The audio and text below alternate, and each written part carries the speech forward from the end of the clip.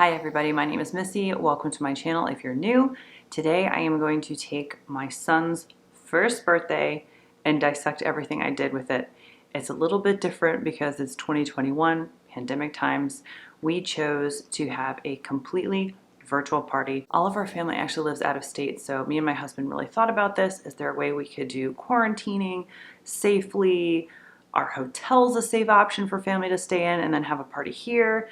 My son's birthday is in January. We live in Virginia, so outside was probably not going to be an option. So we decided right before the holidays that, you know what, we're just going to do a completely virtual party.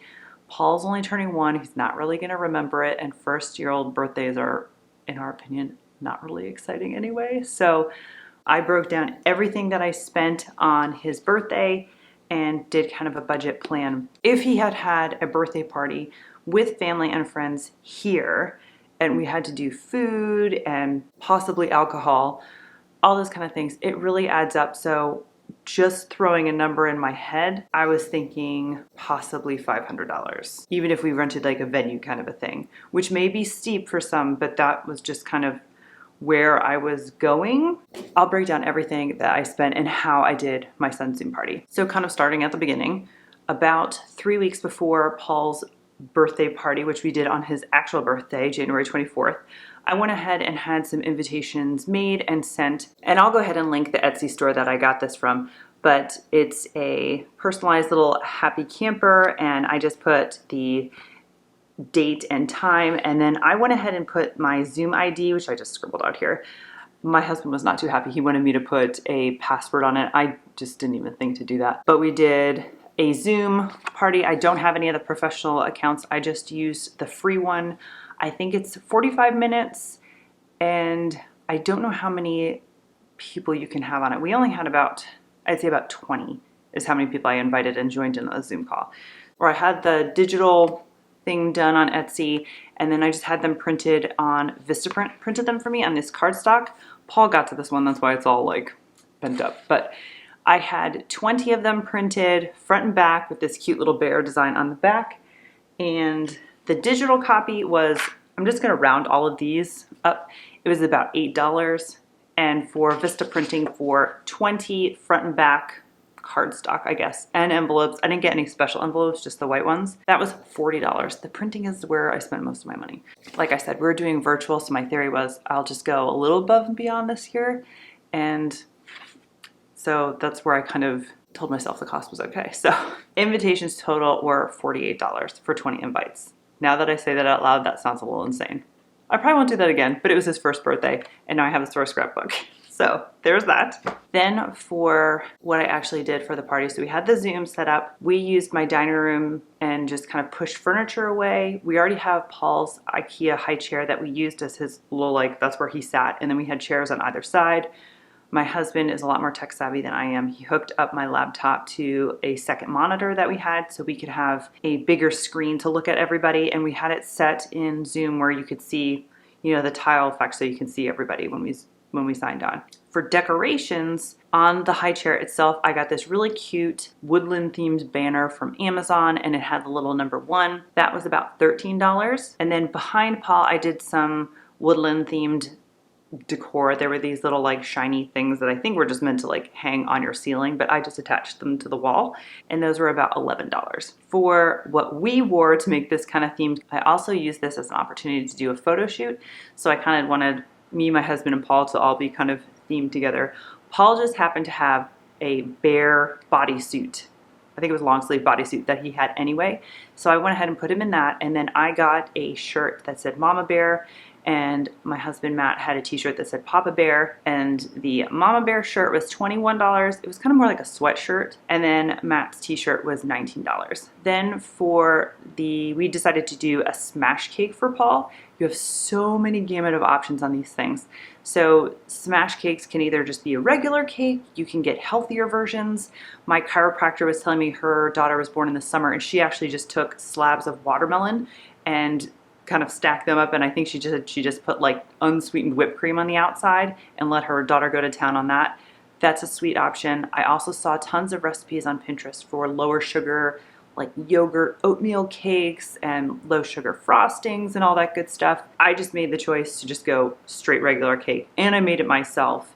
So I just did a chocolate cake and I did chocolate frosting on the outside. Paul loved it because he loves chocolate cake. Not that we give him cake too much, but I know that he did like that. So I ended up making my own. It was very simple. I just did chocolate on the outside. I think I just did some, did I do sprinkles? I think I did some just jimmies on the outside and little rosettes. And then in the middle of the cake, I like just the classic old chunky number candles. And I found a box on Amazon and it has 0 through 1, and they were only $12. So I got those, and I thought every year I'm gonna make his cake, put the little number candles on top of the cake, and I'm gonna save the one that we burned from today and use it for when he turned 10. I thought that would be super sweet. So that was the smash cake. The other option you can go is even more expensive, and you can have one professionally done. Some of my friends have had professional smash cakes and they just look so awesome, but I didn't want to spend any cost. So the only cost for the cake itself was the candles, which I said was about $12 for that set of 10. So really it was only like $1.50 per candle, not even. So for gifts for Paul, this year we did get him birthday gifts. And I'll talk about this in a second. On Black Friday, because he's a January baby, I got some deals from KiwiCo. So we do 2 companies for toys for Paul, which I'm super happy with. We do a subscription for KiwiCo. He's getting the Panda Box right now, which is a STEAM program-based toys I've talked about a lot. And then the second one I do is Lovevery, and that's a subscription as well, kind of Montessori type toys. Love them. Both those companies also additionally sell other toys outside the subscription box that you can get. On Black Friday, KiwiCo had a really good deal, so I ended up getting him a train set, a little magnet train set, and a shape sorter. So both of those toys were made out of wood. They are more expensive. It's like shock when I look at these numbers. Those were $70. I know it's a lot. And then the other one was Lovevery. These were not on sale, but I got him this cotton pop-up tunnel for crawling through. I got him this really large Lovevery block set, which I had been eyeing up for a really long time. And then the third toy was this little wooden dog with a string that you can pull. It's great for walking. He loves to play with it now. So those are the toys I got him. And those 3 toys from Lovevery were $170. God, I know that's like so much now. It didn't seem much when I was buying it, but when I was looking at how much I spent, I was like, oh my God, Missy. But since then, me and my husband have kind of talked about gifts, and since Paul was born so close to Christmas, he was so fortunate and blessed to get so many different presents from friends and family. He really didn't need anything.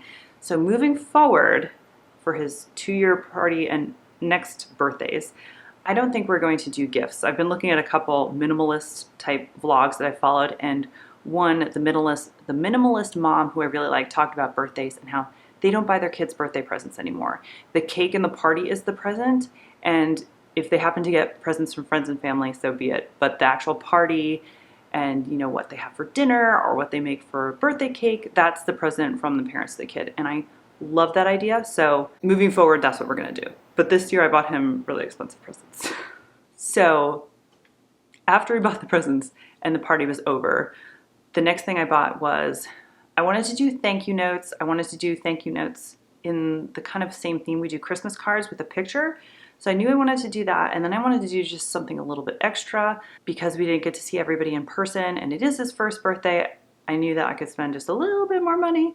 So I did get thank you cards. Again, another really awesome Etsy shop that I worked with. The Etsy owner was amazing. She made these beautiful digital card for me. It's a picture of Paul going at a smash cake, and then it just said thank you for coming. This one's the camper themed, like I said. I had this printed at vistaprint.com. I had it done as like a flip card, and the inside of the card has this like blue border, and on the back of the card there's a blue border too.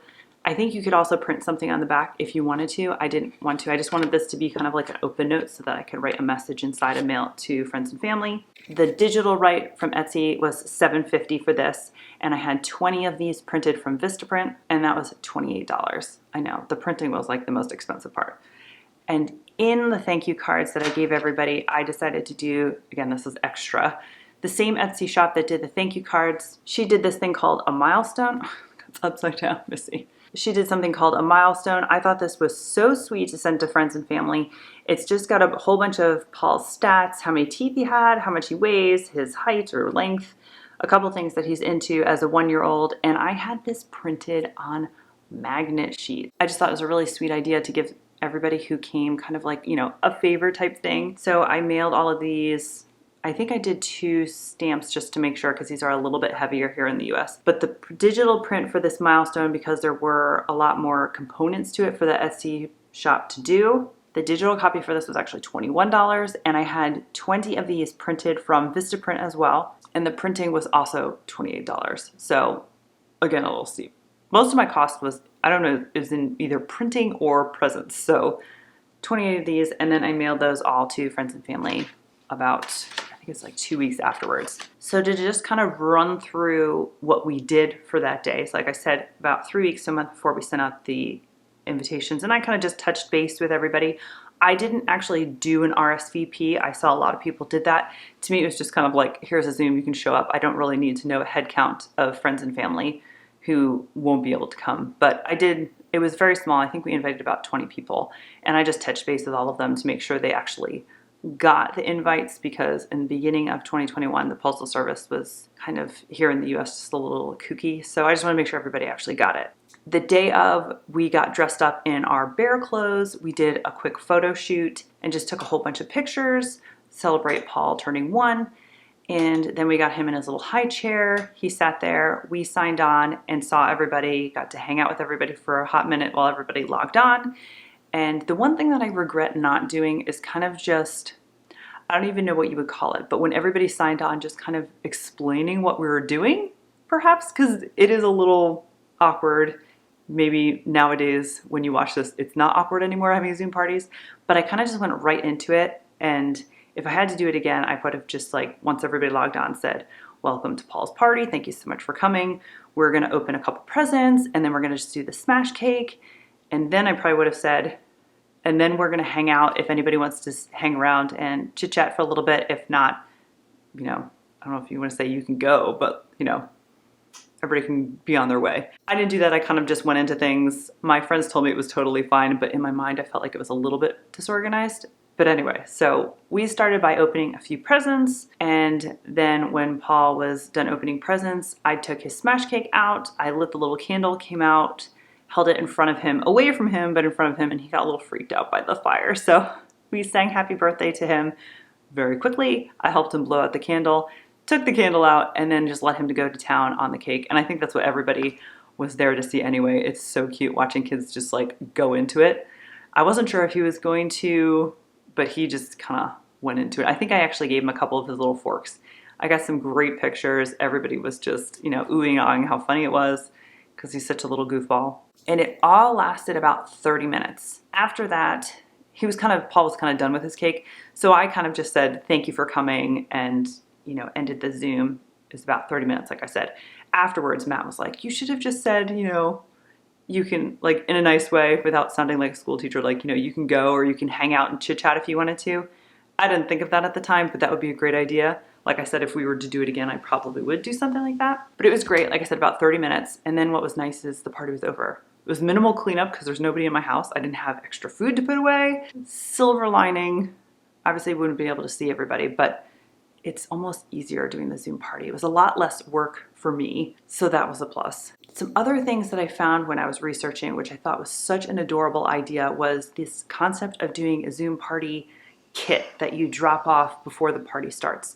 I saw this on Pinterest, and one of my girlfriends actually attended a Zoom party for, I think the girls were probably about 10 years old, and the mom did this. So what she did is created a little kit. This only works if you have friends and family that live really close.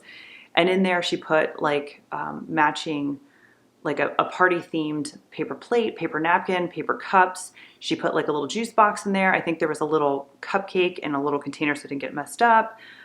Party hats, there was some party games, I think. And then she delivered that, it was either the day before or the morning of the party, to all the guests.